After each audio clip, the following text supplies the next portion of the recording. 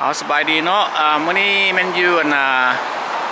โอลิมเปียวอชิงตันวอชิงตันสเตทบ่แม่นวอชิงตันดีซีตั้งมาย่างล้อลิ้นแถวบอนแคปิตอลก็แสดงว่าบอนกาวเวอร์นเมนต์เขาเจ้าเฮ็ดเวียกก็สถานที่ก็ตั้งอยู่แคมป์ฟรีเวย์5เนาะทางหลังก็มันมีเบ๋น้อยๆไปหาทะเลสิพาย่างๆไปล้อลิ้นเบิ่งซื่อๆดอก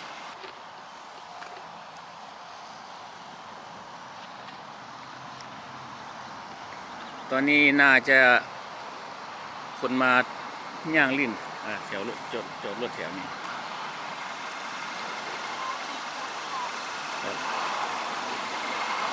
มันดอกเชอรี่เนาะเป็นสีขาวก็งามดีดอกเชอรี่ก็ได้เชอรี่สีขาวตอนนี้เป็นฤดูใบไม้ป่งแล้วดอกไม้กำลังออกมาบานออกมายูโอลิมเปียแคปิตอลนี่ถูกสร้างมาปี1922ตัวนี้นะทุกอย่างละในรัฐวอชิงตันสเตทเลยขึ้นกับบอนนี่เมื่อเนาะบอนทำงานบอนที่ว่าเป็นหนังสือกฎหมายทุกอย่างอยู่นี่หมดแต่ว่าเมืองใหญ่เลยเมืองซีแอตเทิลเป็นเมืองใหญ่แล้วก็เป็นเมืองที่ว่าพัฒนาการค้าขายหรือว่าทุกสิ่งทุกอย่างมันอยู่หันหมดเพราะว่าเป็นเมืองใหญ่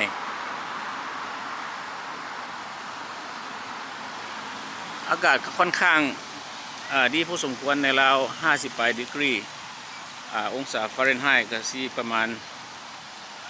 12หรือ13 ดีกรีเซลเซียสอยู่แถวเมืองลาวเนาะที่ว่าย่างไปทางหน้านี่ก็มีพ่อตู้2 คนเนาะเพิ่นพามาพ่อตู้เหล่าแล้วก็พ่อตู้พรแล้วก็เบาเรียบเป็นผู้ไทยเบาเรียบร้อยเป็นผู้ไทยกล้องพอมาพากันมาเที่ยวแคปิตอลนี่เบื้องหน้าด้วยเพราะว่านุ่มซ้ำไหนเบื้องหน้าสองคนนี่นะ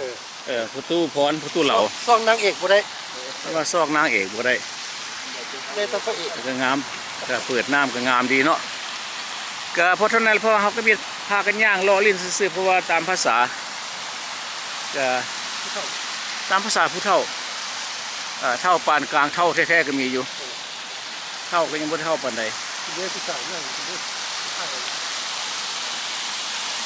ตอนนี้น้ำพุเนาะ water fountain ก็เมื่อคืนเขาเจ้าก็เปิดแล้วบ่เปิดดีเนาะเมื่อคืนบ่เปิดดีน้ำนี่เนาะที่เมืองโอลิมเปียนี่ก็งามเขาเจ้าจัดเป็นระเบียบตอนนี้ฝนฝอยกำลังเริ่มเข้ามาแล้วตอนนี้หญ้านี่ก็เป็นหญ้าแท้ๆเนาะแล้วก็รักษาได้ดีหรือพวกหญ้านี่บอกว่าเป็นหญ้าปลอมอยู่นี่เขาเจ้าบ่ใช้หญ้าปลอมดอกอยู่รัฐวอชิงตัน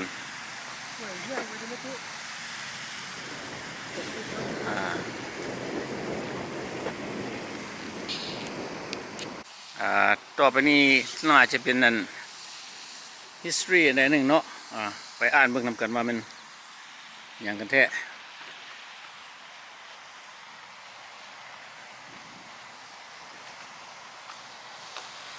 อันนี้เป็นสารเสริญอันใดหนึ่งมีพวก security พวกอย่างหลายอันนี้มัน those who sacrifice their freedom in the service of our country โอ้นี่สำหรับพวกที่ว่าเสียสละสำหรับประเทศชาติเขาเจ้าเฮ็ดสโตนตัวหนึ่งเนาะไว้เพื่อเป็นmemory เป็นนั่นที่ระลึกตำรวจที่state trooper นี่มันรถตามทางนั่นบ่ทางนั้นนะบ่ทางหลวงเนาะทางหลวงเป็นทางฟรีเวย์บ่ตำรวจทางหลวงก็เป็นอันนี้มันนี่ Memorial Citizen the State of Washington Who lost their life พวกนี้พวกไปเซอร์วิสสงครามโลกไหมวะพวกที่ว่าพระเจ้าเฮ็ดที่ลึกไว้แต่1917ถึง1918ดิ ไกลมันเป็น เสียสละทุกอย่างแต่ละสเตทสิมีเนาะแต่เมืองคือกันที่ผ่านมานั้นไปเซเลมออริกอนก็มีเมมโมเรียลของพระเจ้าทุกสเตททุกรัฐนี่ก็ว่าอันนี้ของวอชิงตันแต่ละเมืองมันสิมีบ่แต่ละรัฐมีบ่ของใครของมันอันนี้อีกด้านหนึงเนาะก็พระเจ้าก็ดีไซน์สำหรับลงไปนั่งลิ้นสำหรับไผ่อยากนั่งลิ้นคล้ายๆคือสวนดอกไม้เป็นบอนนั่งลิ้นเป็นบอนพักผ่อนย้อนอารมณ์สวนนี่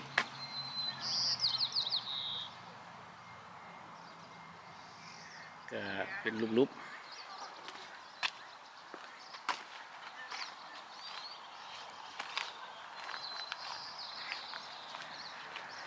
เป็นสวนน้อยสำหรับที่ว่าพวกกันเขาเจ้าเฮ็ดเวียกแล้วก็มานั่งเล่นอยู่นี่ก็ได้หรือว่าใครอยากมานั่งเล่นยามพักผ่อนอันนี้เป็นสถานที่ของพวกรัฐบาลเขาเจ้าเฮ็ดเวียก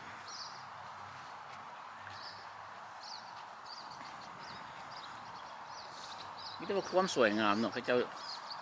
การออกแบบออกทุกอย่างก็ว่างามดี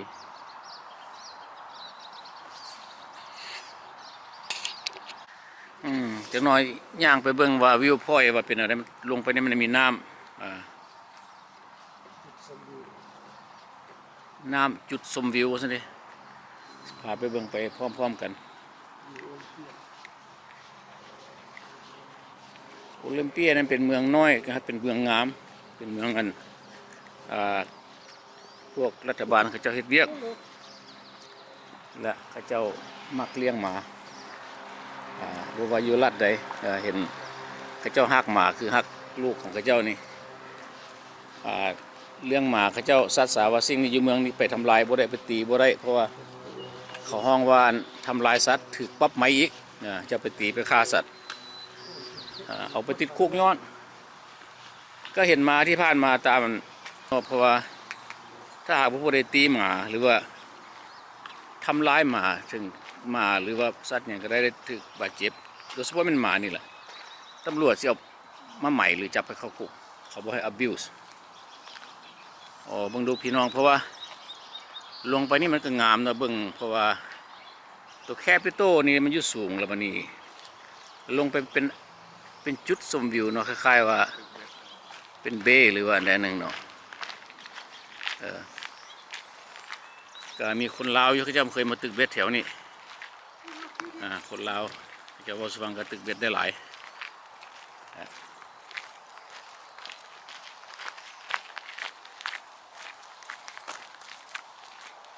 แต่ว่าผู้ใดเลี้ยงหมาอยู่นี่เวลาออกมาออกไปย่างลิ้นนี่แต่ต้องมีถุงยางตัวหนึ่งหรือว่าถุงมือซบมือเวลาหมาขี้ต้องเป็นได้กินนะ แม่นบอกหัวหน้าเวลาหมาขี้ได้เก็บขี้มันบอก เก็บแล้วถ้าว่าบุกเก็บมันเป็นอย่างไร เขาใหม่แล้วเว้ย ใหม่บ่แล้วคนเขาเจ้าเป็นแนวนั้นเบิดเป็นบ่ เป็นแล้ว มันเป็นพระพิธีของเขาเจ้าเรื่องหมานี่เป็นเรื่องใหญ่ เรื่องหมาจะต้องเลี้ยงขี้มัน เรื่องหมาเป็นเรื่องใหญ่ เนี่ยแล้ว เห็นบ่อันนี้เป็นสัญชาติพี่น้องกันเพราะว่าอยู่อเมริกานี่เขาอยู่ทุกรัฐที่บ่ไหนเนาะที่เขาไปมาเนาะไปเรียนน้ำมูน้ำคู่หรือว่าหมู่อเมริกาคือกันเนาะเขาอธิบายให้ฟังว่าเขาเจ้าฮักหลายหรือเอาไปนอนในห้องนอนพุ่นนะหมาก็ได้นะหมาตัวหนึ่งนี่กินข้าวนี่ซ้ำกับคนเกือบคนแม่นบ่แต่ละปี เลี้ยงหมาตัวนึงก็ซ้ำกับเลี้ยงคน เลี้ยงคนตัวหนึ่งลายไส้นี่อยากว่า10,000พุ่นแล้วเนาะแต่ละมือนั่นนะเข้ามันก็บ่ได้ของง่ายกับของเข้า บิลดิ้งนี่ก็สร้างแต่ปี1922ก็ว่ายังงามอยู่เนาะเขาเจ้าเฮ็ดได้ดีหลีไว้แต่ละอย่างการออกแบบ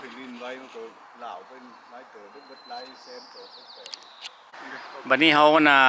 มาใกล้ๆกับบิลดิ้งเฮาสิมาถ่ายเอาความสวยงามกับบิลดิ้งตัวนี้เนาะแต่ว่าเบิ่งนำกันที่ว่าพี่น้องป้องปายที่แบบอยู่ต่างรัฐบ่เคยได้เห็นบิลดิ้งอยู่โอลิมเปีย เมืองหลวงของสเตทวอชิงตันเนาะแล้วก็รู้สึกว่างามดีที่จะออกแบบได้ดีดิวันนี้เอาสิย่างไปแถวๆพุ่นเนาะวันนี้ย่างไปแถวๆนั้นรอบมึงอีกไปอากาศลมดีมื้อนี้เอาอีกแล้วเมื่อกี้นี่น่ะแดดออกวันนี้ลมแล้วก็ฝนสิตกวันนี้ นัวหมด อยู่น่ะรัฐวอชิงตันเนาะเป็นแนวนี้แหละอย่าไปคิดว่ามื้อคันยามมันยามมันใบไม้โป่งนี่มันสิมาสามารถเป็นได้หลายแนวมื้อเช้าฝนตกมื้อสวยมาแดดมื้อแรงมาคลาวดีมันเป็นอันนั้นเด้อ นัวหมด อันนี้มัน ธรรมดา ธรรมดามันเป็นเรื่องปกติของอยู่แถวเวสต์เฮานี่ด้านนี้อีกด้านหนึ่งโอ้เสาบักใหญ่เนาะแต่ว่าความต้านทานเวลาเกิดเกิดอย่างนี้คือว่าแน่นอนแล้วเขาจะป้องกันได้ดีอยู่นี่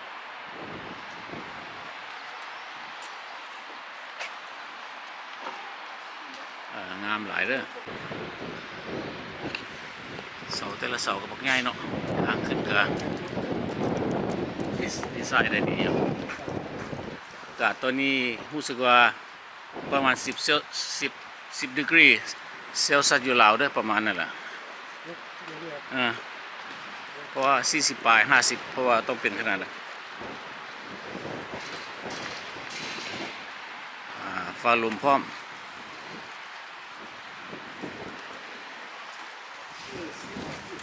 บ่เพราะว่าคือว่าสิแหละสปริงเนาะสปริงหมายความว่าฤดูใบไม้พวกนี้มันสิส่วนใหญ่ล้มฝนเรียบร้อยแล้วก็แดดออกมาเล็กๆน้อยๆ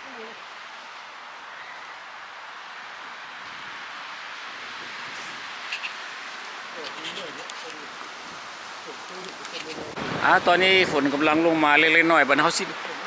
กลับคืนขี่รถล้อเลียนไปตามลุ่มพุ่นนึงเนาะวันนี้นะบางเทื่อมีบ่อนใดวิวเอาสิ่งงามก็สิจอดรถถ่ายรูปให้เบิ่งเด้อเอาในขณะนี้เขาก็ออกจากกันบ่อนนั้นแคปิตอลบิลดิ้งของเมืองโอลิมเปียเนาะรัฐวอชิงตันสเตทเด้อแล้วกำลังขี่รถออกไปทางง่อยแล้วก็ขี่รถลงไปสิเพราะว่าเขาถ่ายรูปไปนี่เพื่อว่าให้พี่น้องๆเบิ่งว่าถนนหนทางเมืองโอลิมเปียนี้เขาเจ้าเป็นแบบใดเนาะเขาก็บ่จักว่าสิบรรยายก็วาดภาพไปเบิ่งนำกันนี่ล่ะ อันนี้เขาสิว่าดาวเท่าก็ว่าแม่เนาะดาวเท่าสำหรับเมืองโอลิมเปียเนาะ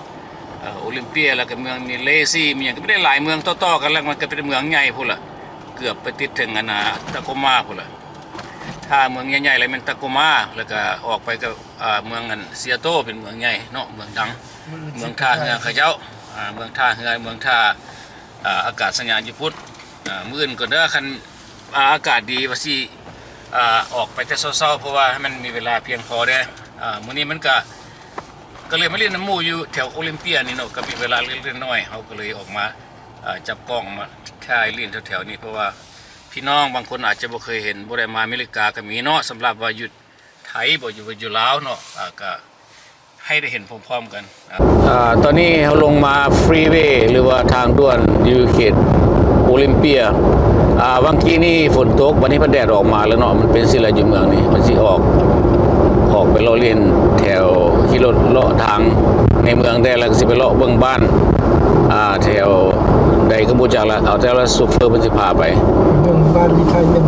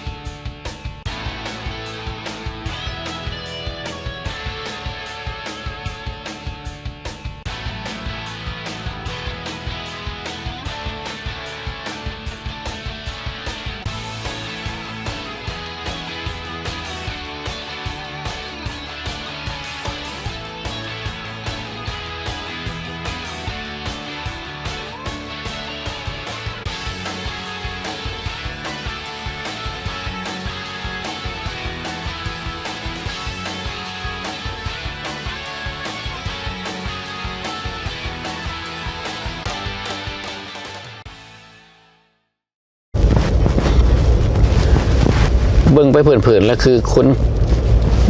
บ่มีคนหลายแต่ว่าประชาชนเขาหลายอยู่ในเมืองเนี่ยมันเพราะว่าอย่างมันดินดอนเขามันกว้างขวางบ่เนาะแม่นบ่แล้วประชาชนเขาหลายแต่ว่าเวลาเฮาเบิ่งรถรางเขาจอดนี่คือว่ารถก็คือว่าเมืองก็คือว่าเป็นเมืองบ่หรูหราแต่ว่าคนหลาย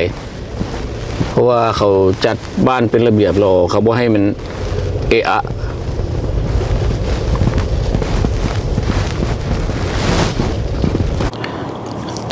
ตอนนี้และเป็นจุดท่าเรือของเมืองโอลิมเปียก็มีพวกเรือใหญ่เรือน้อยก็บ่เป็นท่าเรือใหญ่ดอกท่าเรือน้อยว่าท่าเรือใหญ่กันอยู่เซียโตพุ่นหรือว่าเจ้ามีเรือซะเรือประจำส่วนตัวเอามาจอดอยู่นี่ก็ได้แต่ถ้าเสียค่าธรรมเนียมให้เขาเจ้าแต่ละเดือน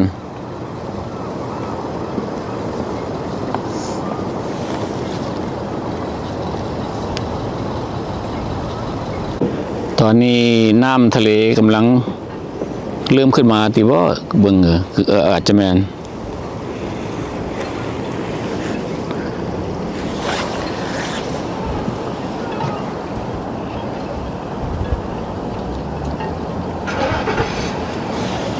วิวงามดี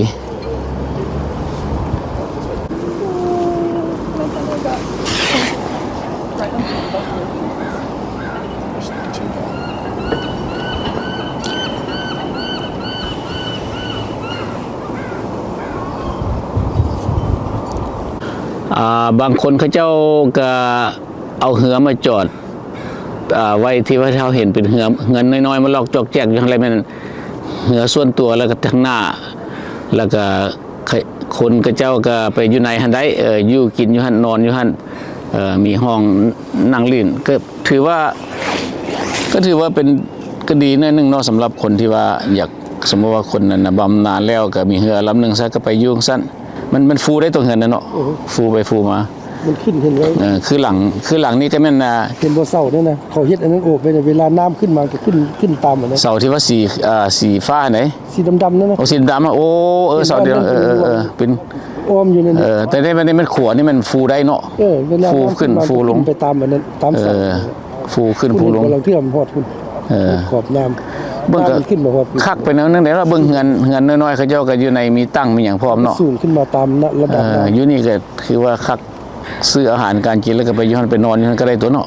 มีห้องนอนห้องน้ำแบบปกติไปเลยมาแต่บ่อนอื่นมาพักผ่อนมาเบเคชั่นทางลงเขาเจ้าก็คักเนาะ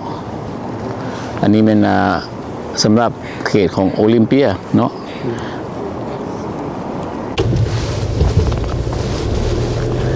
อันนี้มันไป4 สต็อปวันนี้บ่จอดสต็อปบ่แม่นว่าบ่มีรถก็จอดวะมันก็ได้จอดวะคันบ่จอดแสดงมีปัญหาคันเขาเห็นมีปัญหาเลยมึงดูบ่มีรถจักรคันมาก็ยังพากันจอดต้องได้จอดตามระเบียบเราอันนั้นแท้ๆไปเสิ่งเราได้หลายสิ่งก็ได้ตอนไปเสียงลายเส้นบอกว่าต้องได้จอดคนก็เลยจอดตาม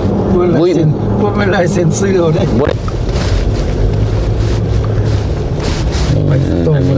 อันนี้มันฮานคอนเวเนียนมินิมาร์เก็ตบิ๊กซีเนาะมาแถววอชิงตันเท่านี้แถวบ้านนอกบ้านนานี่บ่มีให้นาตากาเนาะมันเขากินอย่างกินมันนี่วะกินเผือกกินมันนี่แล้วบ่กินข้าวกินเผือกมันฝรั่งมันมากหลายมันฝรั่งนี่คืออีกเอเรียหนึ่งเนาะหรือว่าจุดหนึ่งบ้านเรือนของพวกอยู่เมืองโอลิมเปียรัฐวอชิงตัน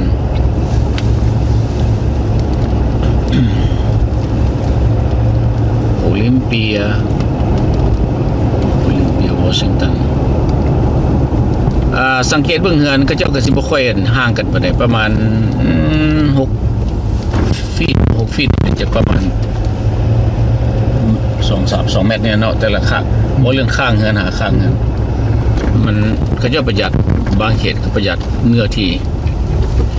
ทางวงเวียนนี่ร้ายอยู่ในเมืองนี่เนาะเขาเจ้าบ่อยากใส่ไฟแดงแต่ก็ไปบางเมืองเขาเจ้าก็มักใส่ไฟแดงแต่ว่าเมืองนี่แหละบ่ฮู้ว่าเป็นหยังแต่ทางวงเวียนมันบ่ได้ท่าเด้ว่าถ้าหากว่าบ่มีรถมามันก็ไปได้วงเวียนถ้าว่าใส่ไฟนี่จะต้องได้ท่าจนไฟเขียวเสียเวลาถนนหนทางแล้วก็บ้านเฮือนมาถ่ายรีวิวให้หมู่คู่พี่ๆน้องๆเนาะโดยเฉพาะที่ว่าพวกที่ว่าอยู่ต่างประเทศเบิ่งความแตกต่างระหว่างรัฐนี้เมืองนี้บ่ได้บ่เฉพาะจงอยู่อเมริกาทั่วไปเด้อเพราะว่าแต่ละเมืองก็แตกต่างกัน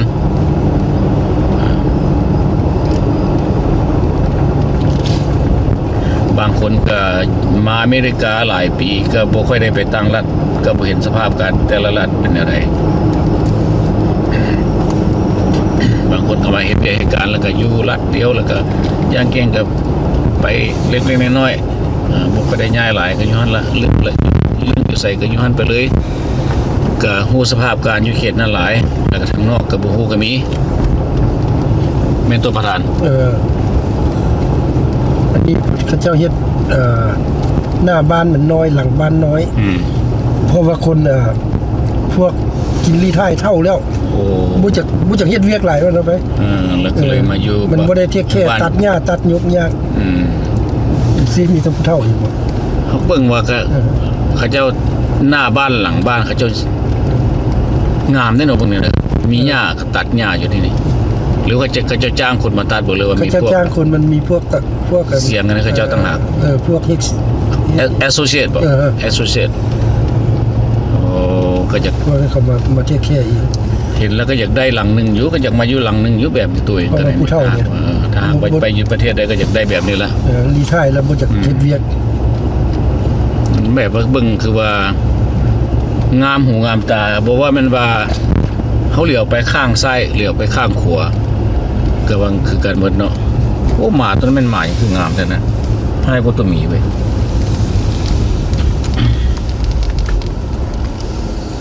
ว้าวหมานี่ก็พิโลเนาะว้าว what's the name Marley. wow it's pretty big Yeah. it is big what kind of dog is this Newfoundland. what's it Newfoundland wow how long have you had this She's 11 years old. only 11 years old Yeah. that big already Oh, she was that big when she was a year 11 old. years. wow She's small. She weighs 110. Her dad weighs 175. 175 her dad Yeah. damn this still gonna grow up some more right No. No. this is it She's 11. She's pretty much. yes 11 years old Yeah. so pretty much Her life is. how about her vision how about her vision still seeing good Oh, her vision's fine. Yeah. Oh. And her hearing's good. okay Yeah. wow I haven't seen They're this very, very sweet dogs. That's a nice it's dog. pretty big look at that wow does that babies no babies No babies. you can sell them if you have babies Oh, yeah. You could. Yeah. Yeah. They're not that cheap. does he eat a lot Yeah. yeah you have to have a certain food right like the dog food No. no Just large breed dog food. large breed dog food Yeah. Nothing special. okay nice thank you Oh, you're very welcome. วันนี้ถ้าเราเพิ่งก็ใส่น้ำมันรถบาทนี่อยู่อเมริกานี่ใส่น้ำมันเองเด้อปั๊มน้ำมันอยู่ใส่ก็จะใส่เองหมดพากันไปรีไลน์กับน้ำมันหมดกาว่าหมดเท่าไหร่ใส่น้ำมันนี่ ก็สิเมืองค่าสิเบิ่งโอ้จังหน่อยไปเห็นราคามันเนาะน้ำมันหมดหลายเติบอันนี้มันรถจิบเนาะใส่ประมาณสักครึ่งถังจิบยังอยู่เพิ่นถังที่ใส่มันเป็นยังครึ่งถังรถจิบนี่คือว่าแล้วมันแล่นไปมันรอใหญ่เลยก็กินน้ำมันหลายแต่ใส่น้ำมันกระส่วนตัวไอ้สั่งเนาะไอ้สั่งมาสิราคาเท่าไหร่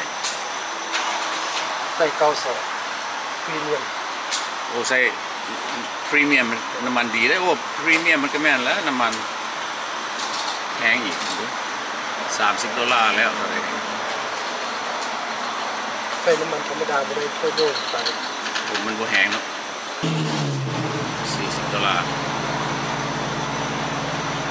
แลน$50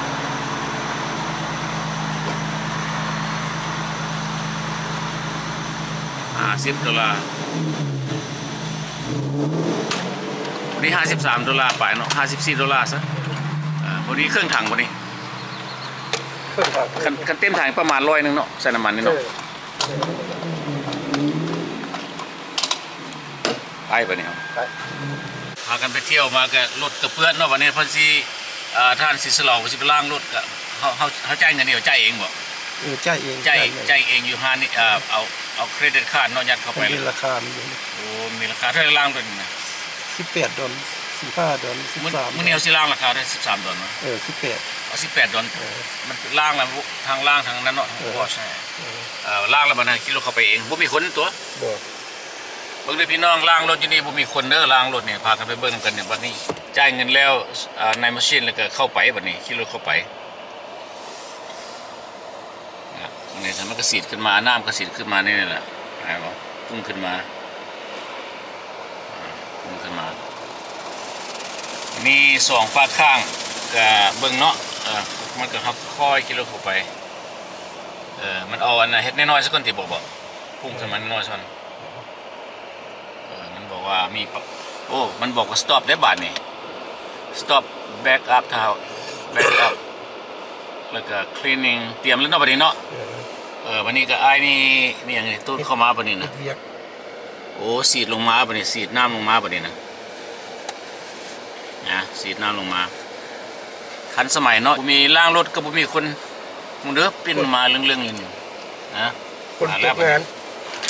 นี่แหละเฮ็ดให้คนตกงานนี่เลยบอก มันว่าสีดสบู่ใส่ได้บัดนี่สีดสบู่ใส่หน้าเขาบ่เห็นแล้วบัดนี่ที่แรกก็สีดก็ค่อยซะก่อนเครื่องจักรไหลมาแล้วก็สีดสบู่ใส่แล้วก็ทั้งสองฝาข้างอันนี้ก็บ่เห็นแล้วเด้บัดนี้มืดบ่น้ำสบู่บัดนี้แล้วว่าเบิ่งแล้วมันเป็นจังไดบัดนี้มืดตึ๊บน้ำสบู่บ่มีคนเด้อพี่น้องเด้อล้างรถอยู่อเมริกานี่นะสิล่ะมืดตึ๊บเพราะว่าบ่ได้ใส่คนบ่มีคนจักคนเลยในห้างบนล้างรถมานี่ทำงานแล้วบัดนี้อันตนเป็นมือคนเนาะแล่นไปแล่นมาหลังข้างไปสุดเลยไปเฮ็ดทางหลังแล้วทางหลังอีกมันแล่นอ้อมตัวสักตัวนั้นเนาะ ตัวนั้นมันเล่นอ้อม โอ้อันนั้นแล่นอ้อมบัดนี้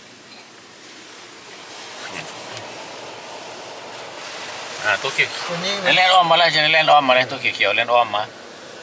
มันตัวมันใส่แป้งตัวนี้มันบ่ใส่เพราะว่าใส่แป้งแล้วมันขุ่นแน่เฮ็ดให้รถลายนั่น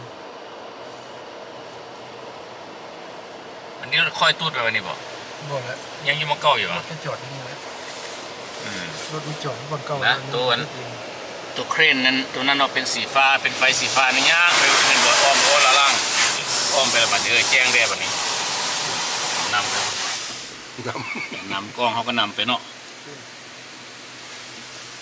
เบื้องนำกันเด้อพี่น้องผู้ใดที่ว่าบุเคยเห็นหรือว่าบุครั้งแรกเนาะที่ว่าเขาล่างรถอยู่นี่เนาะถ้าผู้ไปเก็บเบื้องนำกัน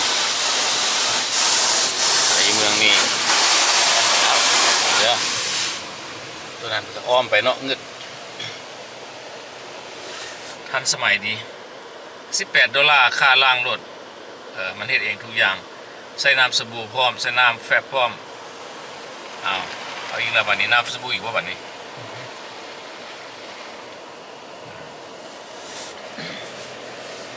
น่าสนใจเนาะมันความสบายสะดวกสบายรถเพื่อนมาแล่นเข้าปั๊บรถประมาณจังนาทีนี่แล้วนี่ประมาณ10 6 นาทีเท่านั้นแหละ แต่สิ่งสำคัญน้ำที่มันล้างลงไปนี่มันไปเข้าถังเขาสิบ่ปล่อยออกนอก น้ำที่ว่าล่างยินในลุ่มนี่มันไปทางใดมันมีห้องระบายของมันบ่ เขามีถังใส่ไว้ มีถังใส่ไว้แล้วมันเอา แล้วเขารีไซเคิลไม่เขาคลีน โอ้คลีนบ่ไปเปื้อนบ่ได้ปล่อยโลเลเนาะ น้ำมันที่ลงไปน้ำมันที่ไปคัดออก บ่ได้ปล่อยโลเล แล้วน้ำเอาน้ำเก่าที่มันใส่ตลอด แล้วละวันนี้คือว่ายังจังไดอีก อย่างตรงนี้มัน แต่ว่าไฟแดงนี่เฮาไปบ่ได้จักหน่อยเลยนะเนาะ มันใส่อัน ไฟแดง เดี๋ยวนี้มันกำลังอันนี่มันทวีสว่าน้ำยางไม้เนี่ยกันแล้วยางไม้ไม่ถึงนะ มาอีกละมือคนเนี่ยนะมึงนุ่มมือกันเครื่องจักรเนี่ยไปอ้อมหมุนอ้อมตัวเลยเอ๊บเอาน้ำอย่างสีลงมาบัดนี้ใส่หัวบัดนี้ รอบสุดท้ายนะ นั่น ตัวน้ำตัวนี้มันกันบ่ให้ยางไม้ติด โอ้มันเป็นคล้ายๆน้ำมันน้ำยาเคมีคอลเนาะ สำหรับเขาไปจอดกองต้นไม้เน้นน้ำยางไม้ โอ้มัน มันสิบ่ติดสี มันบ่ติดสีรถเฮาโอ้มีหลายขั้นตอนเติมด้วยนี่ก็คุ้มค่าเนาะราคา$18เนาะยังบ่แล้วบ่นี่ ยาวแล้ว เอามันบ่ได้เป่าแฮวะ เขาเลย โอ้บัดนี้ไฟเขียวแล้วไปได้แล้วบัดนี้เต้านี่ไม่เต้าลมมันถึง เป็นต้นเป้า ลมเป่าเขาเนาะ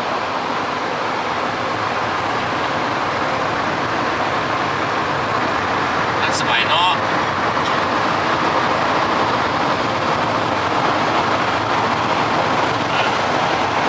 เป่าหน้าบอกมันบัดนี้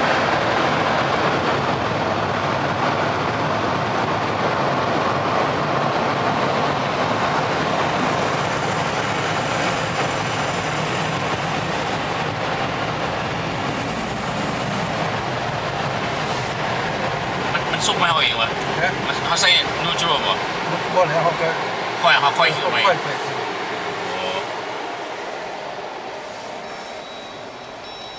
โอ้แล้วละแล้วขี่รถออกไปเลย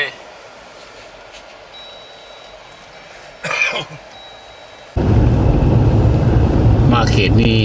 กระเจ้าหัวเนาะหัวเป็นหัวไม้ได้บัดนี้นะหัวใส่หัวไม้นี่บ่ว่าไม้ที่ว่าเลื่อยมาแล้วมาอันใส่เป็นหัวเลยไม้นี่ต้องเอาไปอบซะก่อนเอาไปอบไปย้อมน้ำสีเฮาก็มาใส่แล้วบัดนี้เฮาก็อยากทาสีอะไรเฮาก็ใส่เองเพราะมันทนทานไม้นี่มันกุมโดนที่ว่าเขาเจ้าไปอบมานี่นะโอ้บ่ใส่เขาเจ้าใส่ไม้หัวงามดี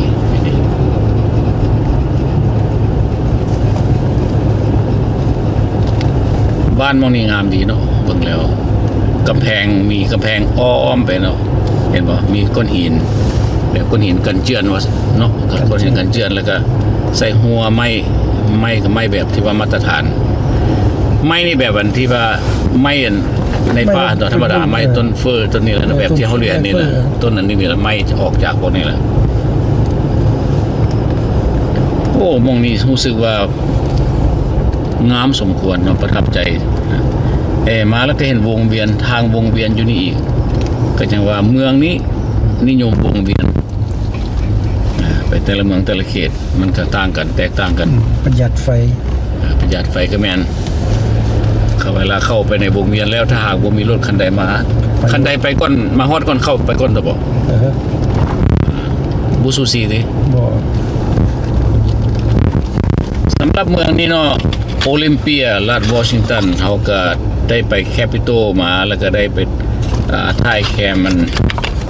น้ำเบที่ว่ามีเรือมีอย่างตัวเนื่องมีท่าเรือน้อยๆสำหรับกระจายไปซีแอตเทิลแล้วก็สิออกไปบนนั่นแล้วก็ถนนหนทาง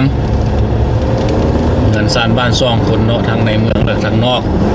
ก็เท่านั้นเด้อพี่น้องๆเอ้ยที่เห็นนะปิดคลิปเพียงเท่านี้เพราะว่าก็มีสำนักหลักเมืองนี่นะขอบใจเด้อ